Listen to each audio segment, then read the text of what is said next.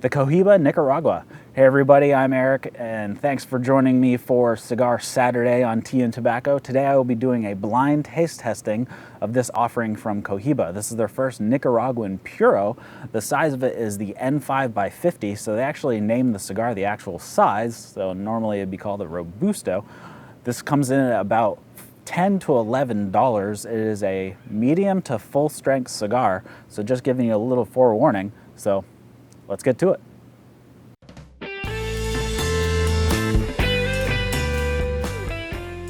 All right, let's see what we got. Looks like a nice, it's a light Maduro, so it might not actually be a Maduro. A nice sweet cedar and cocoa. A little bit of soap. Seams are super tight. You can see them just because it's a lighter Maduro and they've just kind of oxidized right at the cuts, but not a big deal. The triple cap is done pretty cleanly. All right, so let's get this cut up and start smoking, and we'll see how it goes.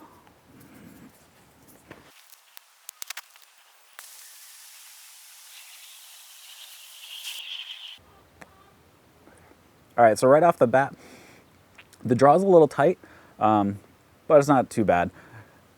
I should also mention that the wrapper is super oily. It is shining like crazy out here in the sun. I can actually feel it on my fingers and definitely on my lips.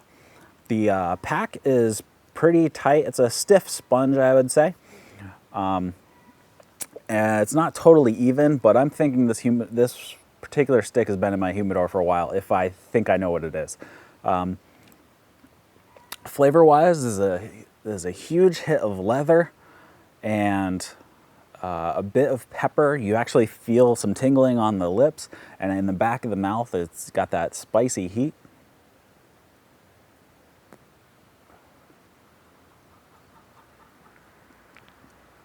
There's also a little bit of oak and cedar, and just a slight touch of cocoa.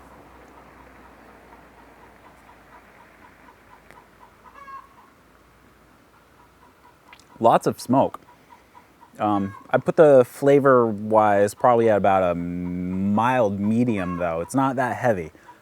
I will come back to you with any updates. All right, just past the first third, running up into the half. Right after the initial light, the flavors change a bit to a deep cocoa and leather, and a little bit of a dark roasted coffee note.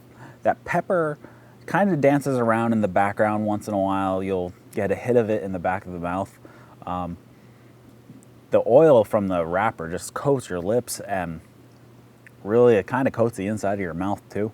There's really no sweetness, but I don't really mind, which is kind of strange for me because I really like the sweeter stuff, but just the combination of flavors that is in this, I don't really miss the sweetness. Draw's still pretty tight. I put the flavor at about a mild medium.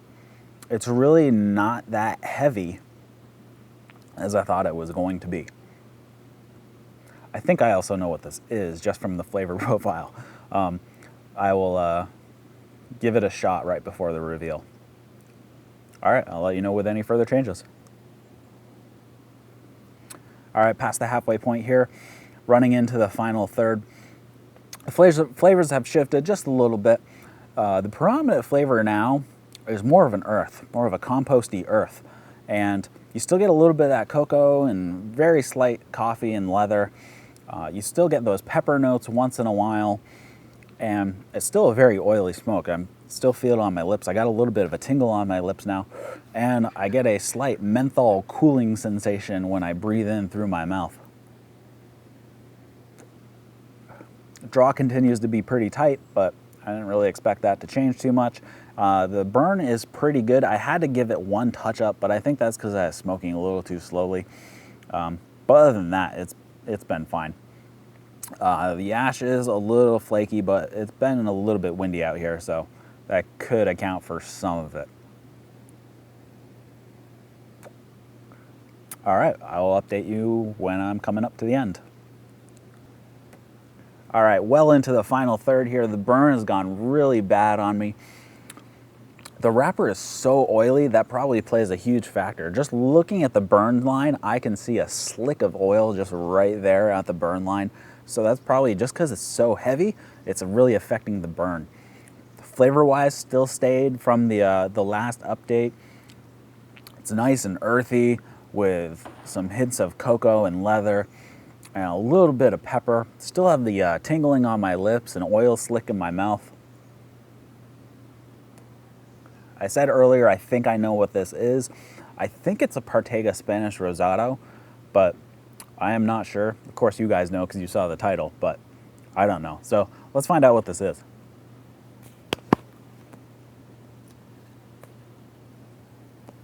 And I was quite wrong. This is the Cohiba Nicaragua. I believe this is the Robusto size, which I think is somewhere around $10 or $11. So it's a little pricey. I don't think I would pay $10 or $11 for this. Not that it's bad smoke. I thoroughly enjoyed it. But just because of the burn and kind of some of the construction issues, there is a slight downside to having so much oil on the wrapper. But it is what it is.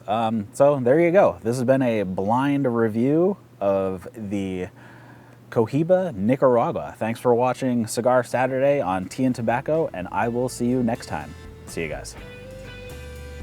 The biggest notes are really a hit of oak and white pepper. The white pepper just comes and it stays with you. So what you're gonna wanna do is with the torch, you're going to want to keep the flame as far away as possible and let the tobacco self-combust from the heat.